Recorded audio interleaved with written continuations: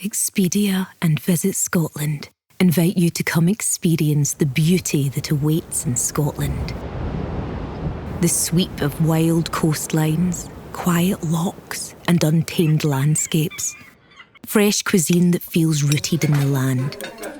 Come experience the kind of stillness that stays with you long after you leave. Plan your Scottish escape today at expedia.com/Visit Scotland. Study and play come together on a Windows 11 PC. And for a limited time, college students get the best of both worlds. Get the Unreal College Deal. Everything you need to study and play with select Windows 11 PCs. Eligible students get a year of Microsoft 365 Premium and a year of Xbox Game Pass Ultimate with a custom color Xbox wireless controller. Learn more at windows.com/student offer. While supplies last. Ends June 30th. Terms at aka.ms/collegepc.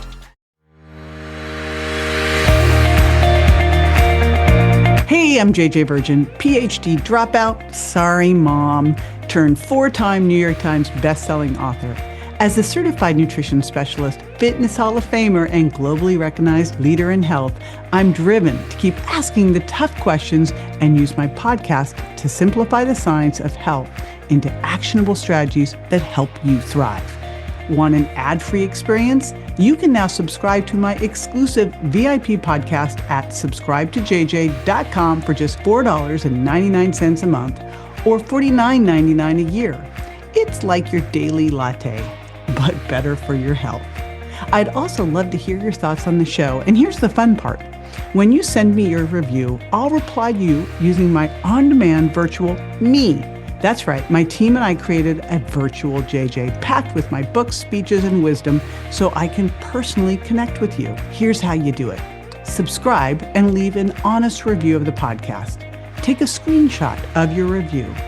Text it to 813-565-2627. That's 813-565-2627. My virtual JJ will reply directly. And trust me, this will make your day. So subscribe now at subscribetojj.com and text me your review. Let's keep thriving together. How do you know if you've got the appropriate boundaries set in your life? Or if you are doing some things that could be considered codependent? You know, I always thought that in order to be considered codependent, you had to be, dealing with an alcoholic. Turns out that is not the case. I have an amazing guest today. Terri Cole is a licensed psychotherapist and global relationship and empowerment expert, and the author of Boundary Boss and Too Much. And Too Much is all related to high functioning codependence. For over 2 decades, Terri has worked with a diverse group of clients that includes everyone from stay-at-home moms to celebrities to Fortune 500 CEOs, and she truly has a gift for making complicated psychological concepts simplified, easily accessible, and actionable so that clients, us, can achieve sustainable change. She inspires over 1 million people weekly through her blog, social media platforms, signature courses, and her popular podcast, The Terri Cole Show. And again, we'll put all of her information at jjvirgin.com/Terri. And I loved this interview so much. So get ready to go deep with me and Terri Cole.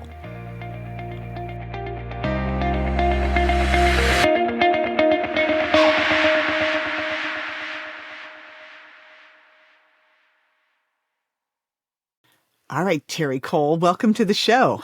Well, thanks for having me, JJ Virgin. I'm super pumped. I have a feeling we might be like going into a bunch of my stuff during this show. Happy to. Well, we are going to be talking about codependency, probably some on boundaries, kind of all over the place, which I imagine a lot of people listening are going to go, oh. And I think where we should start is just even to define what codependency actually is. Sure. Codependency, according to Terri Cole, is when you are overly invested in the feeling states, the outcomes, the situations, the circumstances, the careers, the finances of the people in your life to the detriment of your own internal peace, to the detriment of your emotional well-being, your financial well-being. So that is my definition of codependency. I created I coined a phrase, high functioning codependency, because what was happening in my therapy practice is that I would bring this up to my clients, say, oh, hey, what I'm noticing, this is a codependent pattern. And these highly capable women who are my clients would be like, no fucking way, lady. No. They would immediately reject the idea of being codependent. And I realized two things. I realized, one, my clients didn't know what codependency was. And number two is that they were being unduly influenced by Melody Beattie, Codependent No More, rest in peace, as she just passed away recently. The seminal text. But when you think about what is it that we think about, I have to be enabling an alcoholic to be a codependent. No, so seriously, that's what I think it is. So I was like going, oh, I'm not that. Of course, which is exactly what they were saying. Mm-hmm. And why are you saying I'm that? And you can see from a therapeutic point of view, my problem is, how can I help my clients if they don't see themselves in the problem that actually is their problem? And the irony with high functioning codependency is that the more capable you are, the less codependency looks like codependency, but it's still codependency. So we're still suffering, we're still imbalanced, we're still underappreciated, we're still exhausted, we're still getting burnt out. So this was why I also felt like codependency needed to be modernized for our lives now. You do not have to be involved with an addict to be codependent. That's not accurate. And so high functioning codependency, there's almost more of like, we are so highly capable, we're doing all the things for all the people. And nobody is checking in. JJ, nobody's like, I hope JJ is okay. Because they know you're okay because you're the rock. Nobody's checking in. I hope Terry's okay. No, she's definitely okay. She's fine. Which was all the women in my practice and a lot of the women drawn to my work. So I knew we needed something, because here's the thing, the suffering was still in place. Make sense? This a classic, do women suffer more from this than men? Yes. I mean, they just do. Listen, some men, I married a high-functioning codependent because I don't think if I didn't find someone who was even more capable than I was, I don't think I ever would have gotten married. So I'm not saying that there's not a lot of men, and I've heard from thousands of men across the world that they feel identified with this, that they share it with their guy friends. So, but if we look at traditionally, why is this the case? We have to look at gender roles. We have to look at the way we were raised. We have to look at women in particular were indoctrinated into the cult of nice early on in life. And it was like, the more self-sacrificing, the better.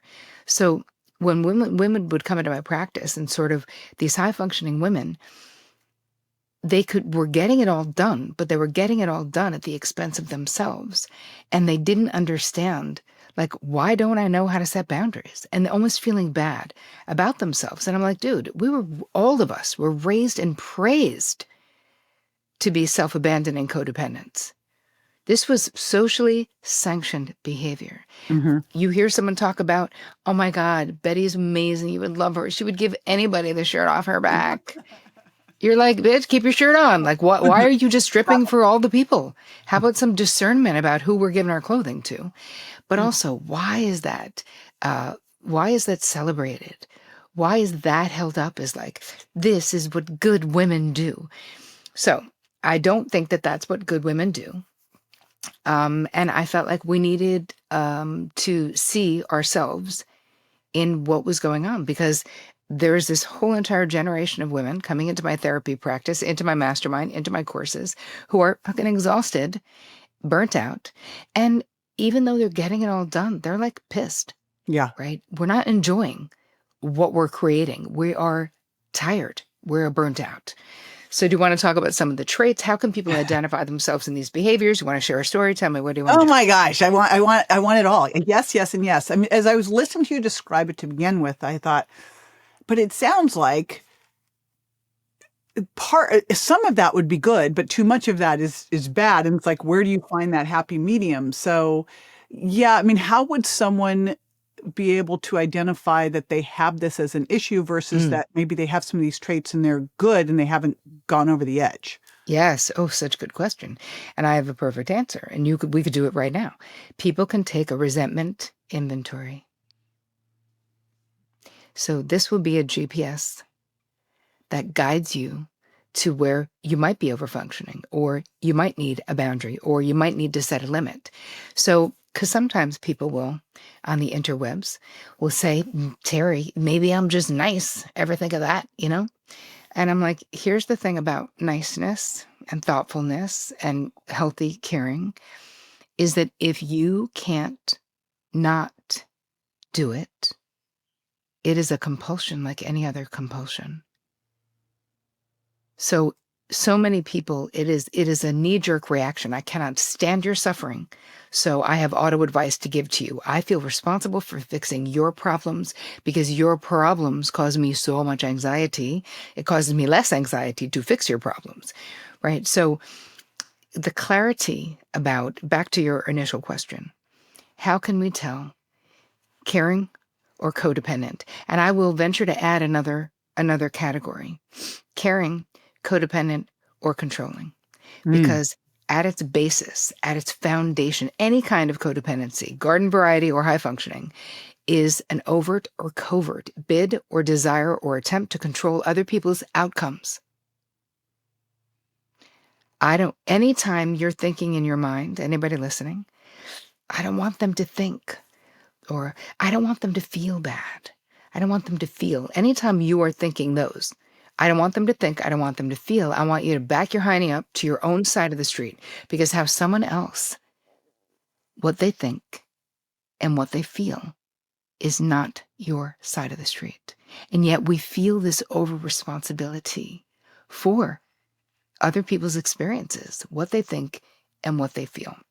So when you do a resentment inventory, so you can get a situation in mind, be like, I am kind of resentful towards my sister, let's just say. Mm-hmm. Okay, so then you write down, what is the situation? I'm resentful towards my sister because she borrowed $1,000 from me 4 years ago. She never paid it back. She continues to go on vacation and never makes a mention of it. So what is my part, right? The next column is, what is my part? What is my 50% of this dysfunctional situation that is causing me resentment? Well, I haven't mentioned it. So that's part of my part, right? I could mention it, even though I want to tell myself, she should, it's on her. She's the one who borrowed the money, blah, blah, blah. No, actually, your 50% is asserting the agreement that you made, which was that she would borrow money, but she would also pay it back. And then you can decide what is an action that you want to take. Do you have that conversation with her? Do you write a note to her? Every situation we're feeling resentful about, the good news, why we say, what is my 50% or what is my part, is because we're not, we are. It is 50% us. Even if the 50% us is that we're just not leaving a crappy relationship, right? That's still 50%. So I'm not into the blame game. I'm into understanding where we can get empowered. Where is it that we can do something? So that's one thing that people can do to identify where you might be overfunctioning or overgiving, or a boundary might be needed, or maybe you need to put a limit in place. I want you to think about also, where are you automatically doing these things? So let's talk a little bit about the traits of high-functioning codependency. The first one we've already talked about is feeling responsible for fixing other people's problems, right? And if you're wondering, do I do that? I don't know. Let me think. Well, here's a scenario. Your best friend calls you with a crisis.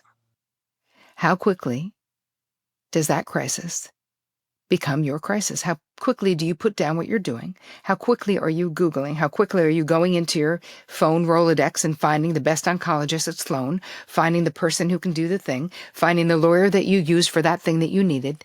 How quickly are you actually in action around this person's problem with the sole intention to fix the problem? Because here's the thing with high-functioning codependents. We're high-functioning. That's the HF, right? High functioning. That's the HFC. So we're good at solving problems, and we really want to. But there's a cost to doing that to our relationships. There's a cost to doing that to ourselves, to what were you doing before the phone rang? Who even knows? Because you have now abandoned whatever that was. So one of the other qualities is just over giving, right? A lot of times we're doing things for people that they can and should be doing for themselves, but we're also doing things that people are not even asking us to do. But we just feel like it should be done. Needs to be done. They should have it. We like it that way. It's the way to do it. Always being ready to jump into damage control mode. And again, when you get into recovery from being a high functioning codependent, you don't lose these skills, right? You're high functioning, whether you're high functioning with disordered boundaries or whether you're high functioning with healthy boundaries. With the healthy boundaries, you just have more bandwidth. You're just enjoying your life more. You're just allowing more. You're just surrendering more, right? So you're more present in life, because one of the things with being a high functioning codependent is that we're always sort of on to the next. We're always next thing, next person, next problem, next issue, next whatever it is. Other traits that you may have if you're a high-functioning codependent, you might feel exhausted or resentful or a little bitter, because even though we will lovingly and freely give our advice, then we can be like kind of mad when people don't take our advice. But they want to talk to us the next week about the same crap we talked about last week, where we gave them the answer if they would just do the thing we told them to do. So we have the auto advice giving, but we also have auto accommodating. So this is also a little bit different than old school codependency, where with high functioning codependents, we can become sort of codependently attached to the world around us, not just the people in our lives. So auto accommodating is you're out and about in the wild and you see something. It could be as simple as you're on the 12 or under line and you have 6 things and the person behind you has 1 and you just naturally wave them ahead of you. Like, I'm accommodating. You only have 1. You should go in front of me. Even though we're both on the right line, it wouldn't kill them to wait for you to have your 6 items done. Or I see people on a plane and they want to sit together. And so I insert myself to say, hey, I'm happy to move. Now, again, the interwebs will say, but Terri, isn't that just being nice and thoughtful and considerate? If you took the time to think about it and you made a mindful, conscious decision to do that, sure. But most high-functioning codependents don't. We're on autopilot of fixing, of giving, of doing, of seeing, trying to get ahead of any problems that we see out in the wild, which then will bring us to anticipatory planning. If you have people in your life, sometimes we have difficult people, we are making, in our minds, we have everything figured out so that there's not going to be a problem. So I used to have a Christmas Eve thing at my house, and I had these 2 uncles who didn't get along. And for years, instead of making these 2 grown-ups act like fucking grown-ups, I would be like, my one sister, hey, you're on Uncle Jimmy duty. My other sister, you're on Uncle Bobby duty. I would make sure I had the booze that they liked. I make sure they didn't sit near each other at the table. Like, I was like a friggin' puppet master. Instead of just being like, if you mother effers cannot figure it out, then you're not invited. Yeah. Like, grow up, people. You're in your 60s. Like, hello? But that wasn't unique to Terri Cole. So anticipatory planning is something that, because this is also normalized, though. I'm listening to this going, this is just like you watch online, and if someone doesn't give up their seat, they're like an asshole. They're attacked, And I keep thinking about that. I go, if someone asked me to give up my seat, and I very specifically selected the seat, and I selected the seat because of my knee replacement, I liked it. I'm not giving up my seat. Like, no, I'm not going to sit over there. I chose this seat, and I would be like attacked too. So I'm just wondering, like, I'm hearing all this stuff going, this is also celebrated. It is. It's celebrated. And the second question there is, I'm assuming that you don't wake up one day and start behaving this way. Right. Just guessing. I don't know.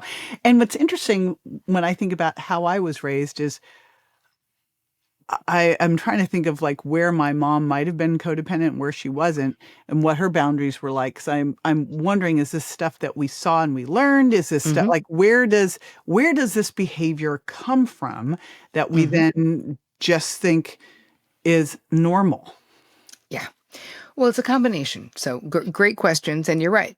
You're right. And each situation is sort of specific, but a lot of times, if you had a high-functioning mother or a people-pleasing mother. Because what we're really looking at in a lot of this, the thing I care about in all of this is, where is the self-abandonment at?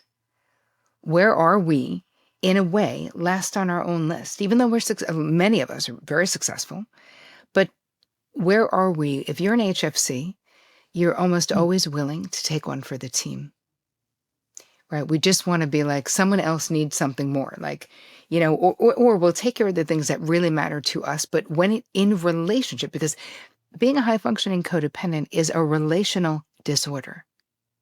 It is us in relationship with other people. So even though we may still take good care of ourselves in some ways, right? Hitting the gym or still eating well, it's, where are you self-abandoning and over-functioning, over-giving when it comes to your relationships? A lot of times we saw it. You might be from a long line of people pleasers, right? Was this, we have this downloaded HFC blueprint, I call it, which is a relational blueprint, which is what we saw. It's a combination of, where were you raised, country, culture, family, socioeconomic, your order, birth order. I mean, all of these things come together, but so much of this is unconscious. So we learned it from the community. We learned it from our grandparents and our parents, and what we believe, right? Quote unquote, we, meaning the family, the generational family that you came from. And these are unconscious things. Like, it's an unconscious paradigm. And so much what I do in this book, too much, is I basically am walking you into the basement of your mind, and I'm helping you. I've got a little lamp on my head, like, don't worry, you're not alone. But we're opening up boxes, and we're just looking at stuff to go, is this the way it is for me? Or is this just the way that it was for my parents and their parents? And perhaps I want a relational pattern that is different. So I grew up with a particular relational pattern, and I wanted something different. But it took me years of therapy to create something different, to not look at men as, people to manage, a bit of a male bashing system that I came from, thinking that men were never tell the truth. No, women were really the neck that wagged the head, but we let men think that they were running the show. It was like this whole thing that I was like, you wonder why I don't want to get married. I'm like, that sounds terrible. My parents did not have a fantastic marriage. So, and it wasn't horrible. It wasn't like awful either. But I was like, none of that looks very appealing to me. But I didn't end up getting married or being found by my husband or finding him until long. I absolutely had to go through this process of understanding my relational pattern, what was inherited, and what did I want to change. And so that's basically what I'm walking you through in the book is, yes, all of these behaviors, but also having a deeper understanding that you are however you are, JJ, for a reason. I am however I am. Like, we make sense, right? These are adaptive behaviors that helped us in childhood. And then a lot of them become maladaptive in adulthood. And you can't do it forever, because what I've seen in my therapy practice is women coming in their 6th, 7th decade of life, just burnt out, just living life light, meaning you're only half there because you're living half of it in your head. You're so busy moving chess pieces and trying to make sure everything is okay for everyone. It shows up in health, autoimmune disorders, TMJ, MS, like there's so many physical ailments, but also the lack of joy. Because it's like, I remember I had a client come in and she was like, I've done all the things, Tara. Like I've literally done all the things. Raised the kids. I'm still in good shape. My husband and I have money. We travel. I do Soul Cycle 3 times a week. I'm on all these boards. I get to, donate my time. And she was literally like, hello, is this all there is? Like, literally, is this it? And she's like, why do I feel so empty?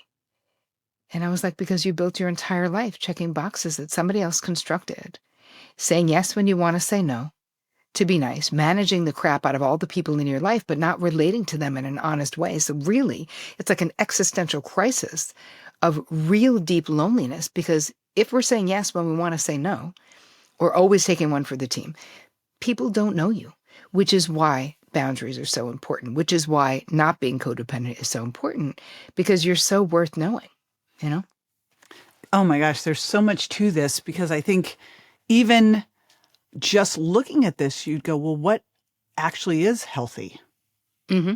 right? I mean, I'm Yep. listening to all this going, I know how I was raised was not modeling healthy behavior. It is absolutely no question asked. Everyone was doing the best they could Sure. in a really whacked situation.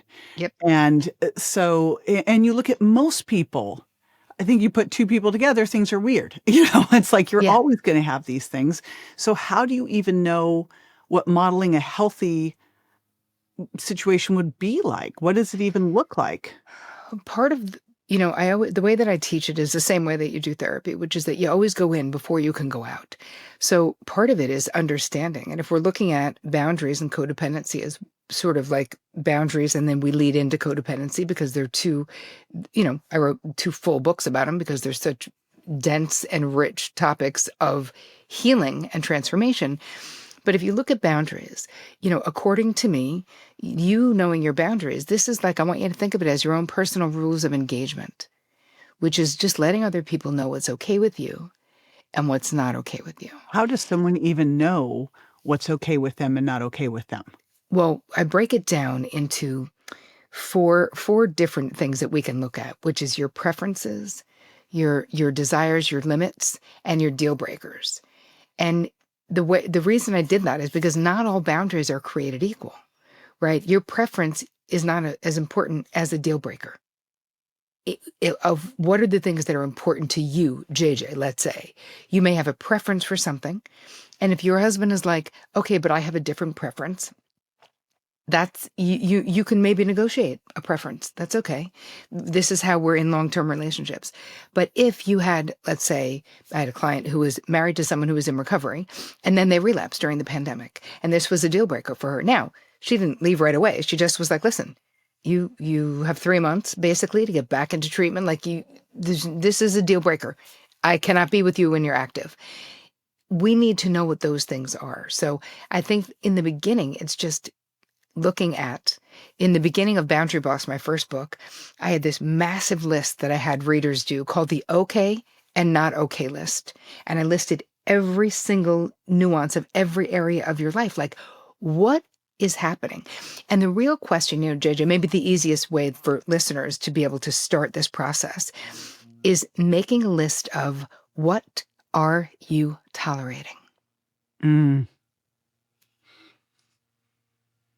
Because this, right, becomes, again, another GPS to look at in big and small ways. We are self-abandoning. And the question is, where, how can we stop, and why?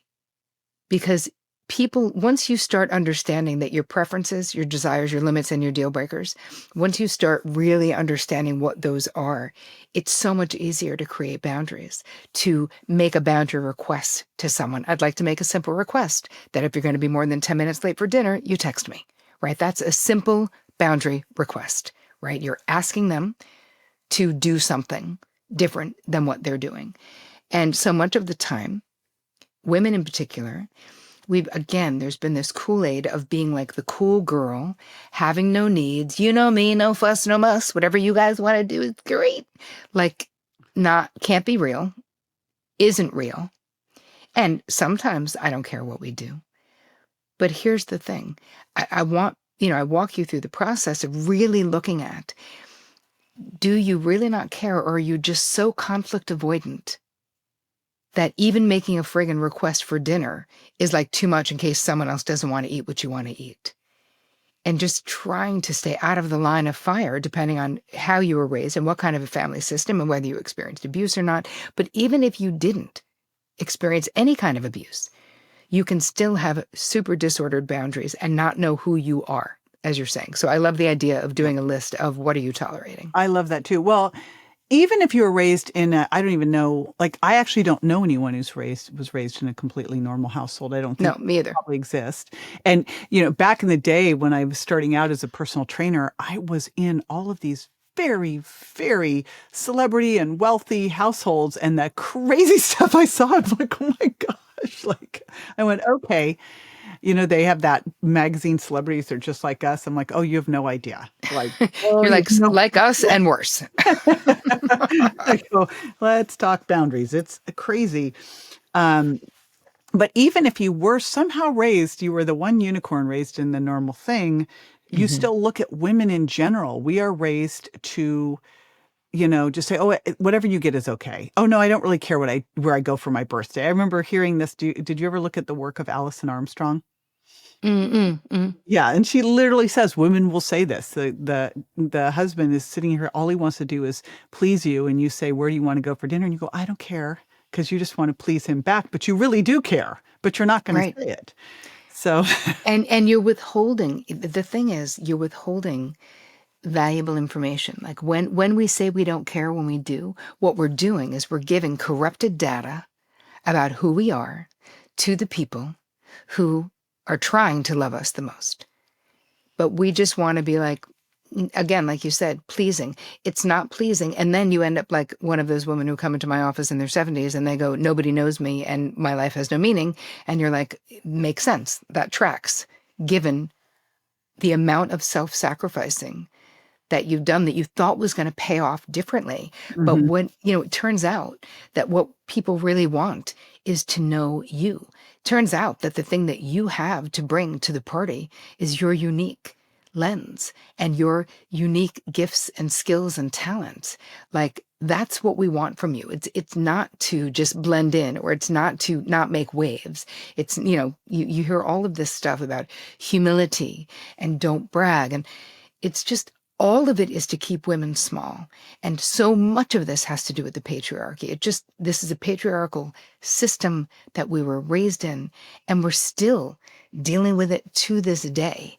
So it's so important that we get clear about our boundaries, our wants, our needs, our desires, our limits. It's so important that we see, that we take care of ourselves. In the end of the end, I would say the takeaway, definitely from the second book, is how you feel, what you want, and what you think has to be important to you, but it has to be more important than what anyone else wants, thinks, or feels. And for most women, they feel like that is not right, that is being selfish, and it's not true. It must be that what you think personally, to you, what you want, what you think, how you feel is the most important thing. Now, do we choose to compromise when we're in long-term relationships? Of course.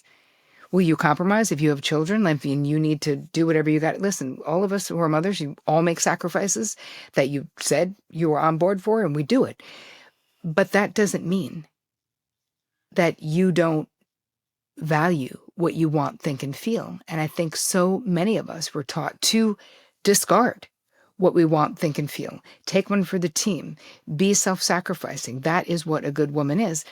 But the truth is, literally that's a one-way ticket to Bitterland Mhm. and becoming a martyr. And when you think about this whole martyr thing, women as martyrs, no woman who would be considered a martyr in her 60s or 70s, when she was 25 or 35, she wasn't like, oh my God, I can't wait to grow up and become a martyr. It's got to be amazing. It happens slowly over time. The more you self-abandon, the more you overgive, the more you feel owed by other people because of all the self-sacrificing. So it's not a great thing for other people either if we don't ever figure out our codependency and our boundary stuff. Oh, this is so big. As you were describing this, I was thinking my mom passed a year and a half ago, and at her Mm. funeral, I told my husband, I go, I don't have anything to say.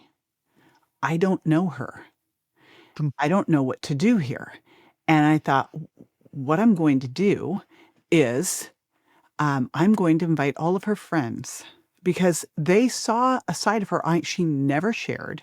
She was a Mm. complete martyr at home. I have an adopted brother with special needs. She spent her entire life taking care of him and then taking care of my dad before that. And I just was like, I couldn't tell you what she loved, what was important to her. Mhm. Nothing. Not a thing. Knew nothing. Mm. And so you're describing this, I'm like, oh my gosh. Yeah. It's just, and yet, people described her because of all of her selflessness and you're just like, oh, it's so heartbreaking. Yeah. Because it's like giving it all away and not keeping the best parts for ourselves. But when you get into recovery, let's have a little hopeful.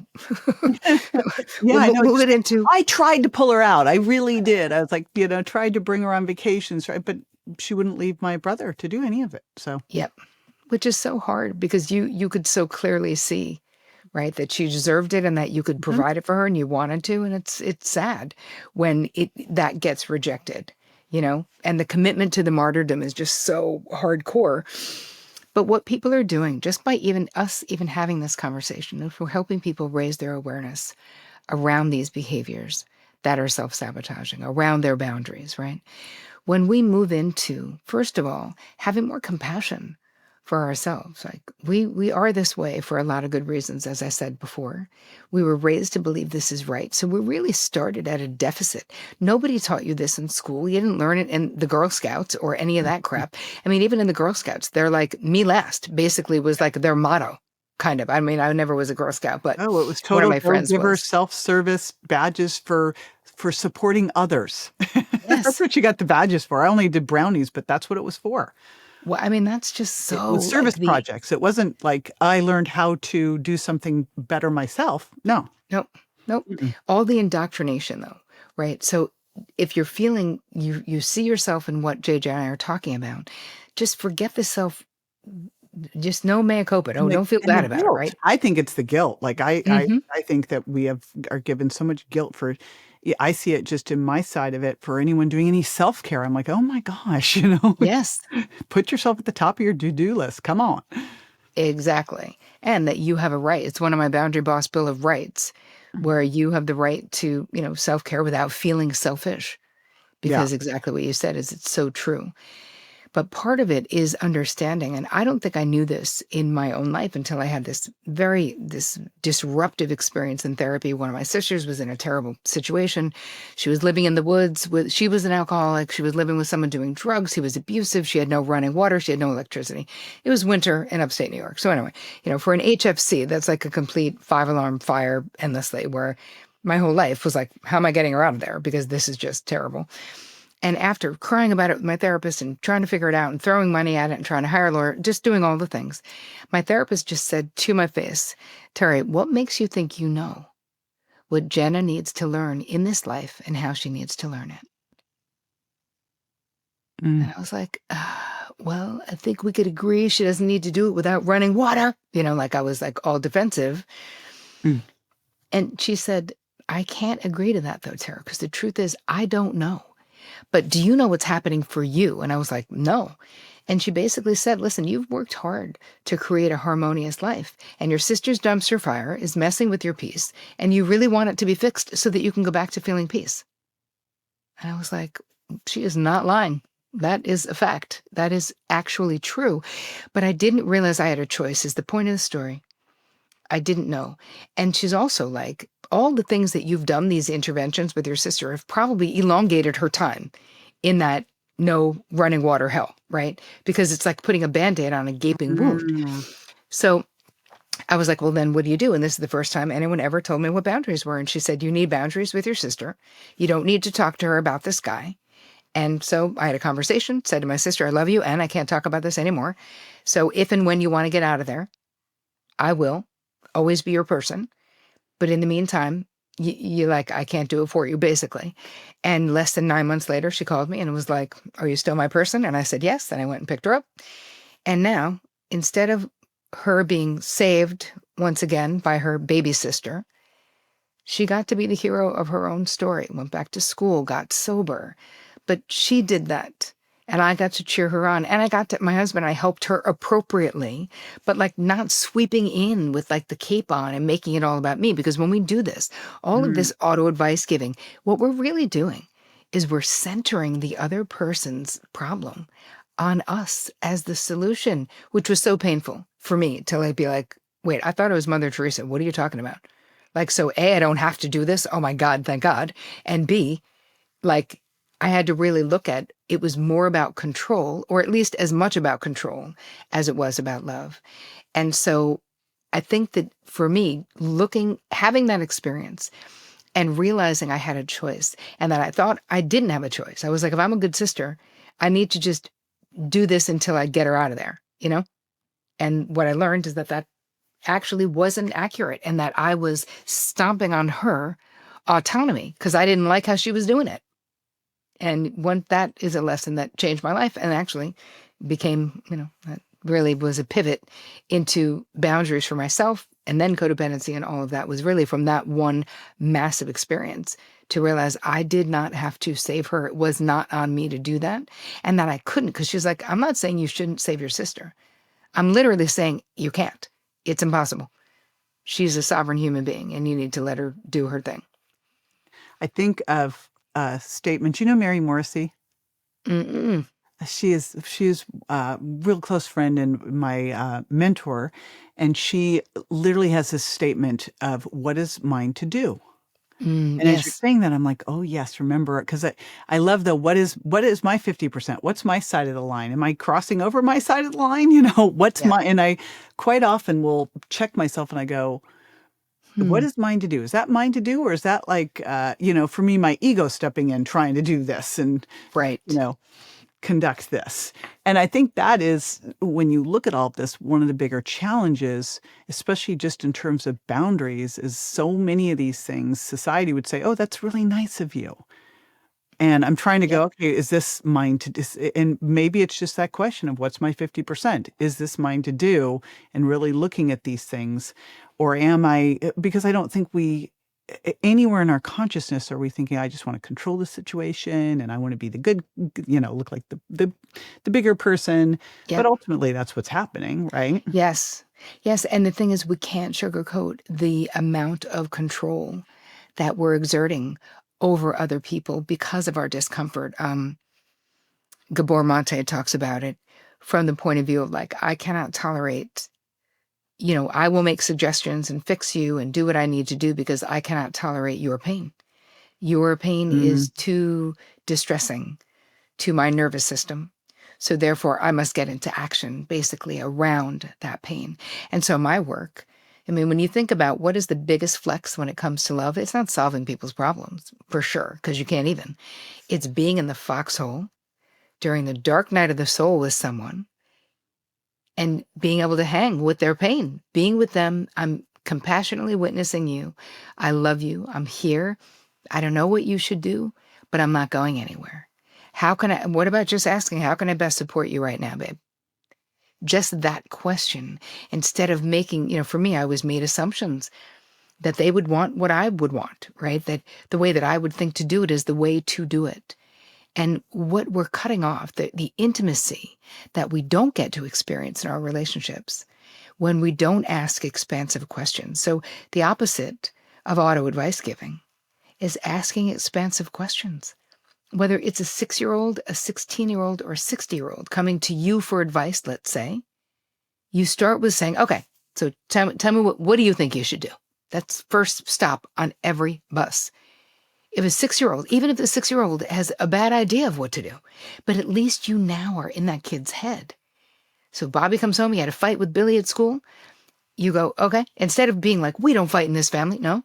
You go, okay, tell me what happened. So you let the kid tell you, and then you put it back to them. This is our job as parents.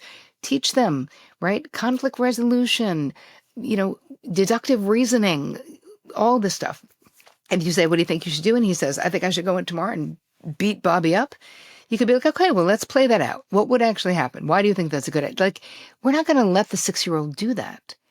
But when we cut off, when we are so quick to go into the directive aspect or the advice giving aspect, we're cutting off this ability to know the people in our lives. The more expansive your questions, the more information comes your way, the deeper your relationships. Ooh, that's good. I heard someone say the quality of your questions determines the quality of your life. Absolutely. Oh my God, that I've not heard that, but damn, Mm-hmm. that is so true, JJ, the Yes, quality of your yes. questions. But you have to be able to listen. And I think that this has been like a lost art to a degree. That when you're an HFC, when you're a high functioning codependent, and people come to you for answers, you feel very obligated to give answers. And you will watch your relationships blossom and flourish and change when you create space, like massive space. My husband's telling me a story. I'm not waiting to talk. I'm asking him, what else can you say? Then what happened? Then who said what? Then what'd you do? Then what'd you think? Like, I'm asking questions to be like, you have the whole fucking floor, the entire floor. I'm not looking to usurp. I'm not trying to jump through a hole to be like, now back to me and my story, because he's interesting to me. But I also want him to, I actually really want to know the whole story, not just a little bit of the story. And I think the better listeners we become, the more addicted to this type of expansive conversation you get. It's so much more satisfying. And the conversation's not on you. And I think a lot of times we feel the pressure of like, I have to keep this conversation going. Like I cannot have a pregnant pause. But sometimes that pause is pregnant with the possibility of a deeper connection, you know? So good. So someone listening right now, obviously one thing is to really do the what are you tolerating? I've done that exercise before. It was much more around business. And clearly, like, that's just one little area. It's just a fantastic question. Someone wanting to jump in right now, I know you have a toolkit. I do. Where would they start? Walk me through everything. And we're going to put everything at jjvirgin.com/Terri, and that's Terri. So Yes. walk someone through a process, because I don't know how you would listen to this and not go, okay. No. Next step, please. Yes. Exactly. Well, if you want the whole walkthrough, go get the book. Go get either one of the books, but Too Much is the one We about have high we functioning have codependency. audiobooks on those too? Yes, I do. Yay. Okay, good. On both. And I have a workbook for Boundary Boss as well. But the gift, because I know it's a lot, and I know that, people are like sifting through all this info, is there's a video that I did on how to simplify and do less, because we have this tendency to do more. There's also a PDF that goes with that. And then I'm giving you 2 meditations that go with it, voiced by me, obviously. Guided meditations, one about self-love, because so much of the time we're sort of missing that. And for me, self-love, in the way that I teach it in the book and the way that I talk about it, it's more like self-consideration rather than, self-love seems very amorphous to me. You're sort of like, what does that even friggin' mean? Like, get a manicure? Like what? So I like self-consideration. And I want to give you right now these 2 questions to ask yourselves before you agree to anything else in this year is, 1, do I have the bandwidth to do this without becoming resentful? Number 2, do I even friggin' want to do it? Because so much of the time, if someone else wants us to do something, we take the question for ourselves, if we want to do it at all, isn't even on the table, because we're like, oh, but Bob does want me to do it, so I should do it. I really want you to ask those 2 questions before you commit to anything. Do I have the bandwidth to do this without becoming resentful? And do I even want to do it? And the other thing in the toolkit is the power of no meditation. Love this. Bandwidth. Do I want to? Indeed. Because those are 2 things that really matter. Yes, That they is do. self-consideration. Wow. All right. So much gold. So much good stuff in here. So Thank you, fun. thank you, thank you. And again, I'll put everything at jjvirgin.com/Terri, Terri. And I'm going to go download the audiobooks right after this. So I appreciate you. Thank you so much for having me. I appreciate you. All right, I want to give you a couple things to follow up with, because there was so much to this. And the first thing that I love so much is this question of what are you tolerating? I literally did this exercise in a business training session years ago. And the idea of putting it into every part of life is just really interesting. So that's first action item, is to sit down, quiet space. And I know when I did this before, I kind of started the list and then I kept going like over the course of a week, as to really start to think about everything, and down to like if you need to clean out your closet, like all sorts of stuff, everything from maybe someone chronically being late in your life to the fact that you've had a closet that needs to be cleaned out with clothes that don't fit you, whatever. Next up is to kind of look at every single thing when you get asked to do something or an opportunity comes up and go, do I have the bandwidth for this? And then do I actually even want to do this? I'd take that question even a step further to, would I love this? Would I love this? Because what if we got to a point in our life where the only things we were doing were things that we truly loved to do? Imagine that. And I think it's possible. All right.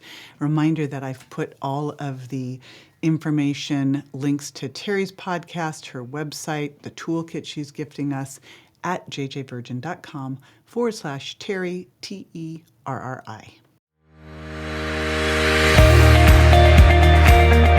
Be sure to join me next time for more tools, tips, and techniques you can use to look and feel your best and be built to last. Would you prefer an ad-free experience? Join my VIP podcast at subscribetojj.com for just $4.99 a month or $49.99 a year to unlock uninterrupted ad-free access to all the episodes and insights you love. Also, I'd love to connect with you and hear your thoughts on the podcast. Here's how. First, subscribe to the podcast and leave an honest review. Second, take a screenshot of your review. And third, text it to 813-565-2627. That's 813-565-2627. When you do, I'll reply using my brand new Virtual JJ. It's my on-demand virtual self built from my books, talks, and years of experience so I can interact with you directly. You'll make my day, and I can't wait to hear from you. Thanks for tuning in, and I'll catch you on the next episode. Hey, JJ here, and just a reminder that the Well Beyond 40 podcast offers health, wellness, fitness, and nutritional information that's designed for educational and entertainment purposes only. You should not rely on this information as a substitute for, nor does it replace professional medical advice, diagnosis, or treatment. If you have any concerns or questions about your health, you should always consult with a physician or other healthcare professional. Make sure that you do not disregard, avoid, or delay obtaining medical or health-related advice from your healthcare professional because of something you may have heard on the show or read in our show notes. The use of any information provided on the show is solely at your own risk.